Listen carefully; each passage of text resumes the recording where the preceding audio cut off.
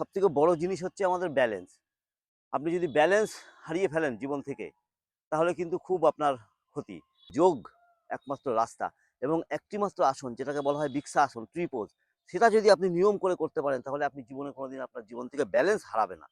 তার সাথে সাথে আপনার মেন্টাল পিস, আপনার ট্র্যাঙ্কুইলিটি, এগুলো সব বজায় থাকবে এবং আপনি সারা জীবন সুস্থভাবে বাঁচবেন। বৃক্ষা আসন, তার সাথে আমি কিছু মুদ্রা আপনাদের করে দেখাচ্ছি।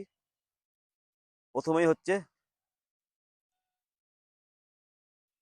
নমস্কার মুদ্রা। নমস্কার মুদ্রা থেকে আমি জ্ঞান মুদ্রা, জ্ঞান মুদ্রা থেকে আমি আপান মুদ্রা, আপান মুদ্রা থেকে আমি প্রাণ মুদ্রা। প্রত্যেকটা মুদ্রায় আপনি চেষ্টা করবেন কিছুক্ষণ হোল্ড করে রাখার। প্রাণ মুদ্রার পর আমি রুদ্র মুদ্রা, দুটো হাতেই করতে হবে আপনাকে।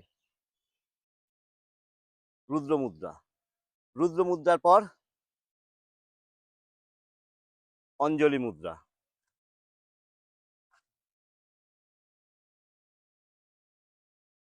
অঞ্জলি মুদ্রার পর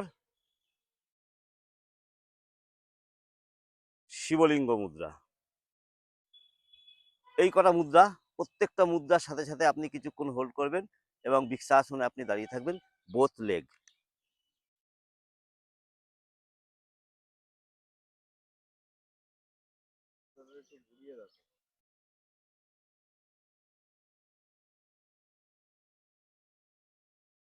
এখান থেকে আপনি ডান পায়ে আপনি ওই মুদ্রাগুলো করলেন, বা পায়ে আপনি কি করবেন, অনাহাত চক্র মুদ্রা।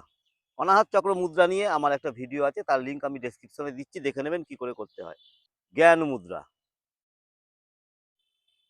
আপান মুদ্রা, প্রাণ মুদ্রা, রুদ্র মুদ্রা, শিবলিঙ্গ মুদ্রা, অঞ্জলি মুদ্রা বা প্রণাম মুদ্রা। আপনি যদি প্র্যাকটিস করেন নিয়ম করে 5 মিনিট, তো অবশ্যই দাঁড়াতে পারবেন।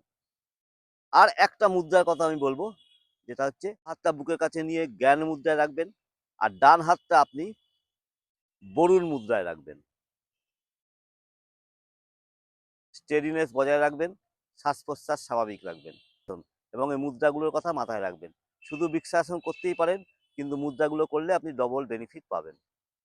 ভালো থাকবেন, সুস্থ থাকবেন। মহাদেবের কাছে আপনাদের জন্য অনেক প্রার্থনা। নমস্কার।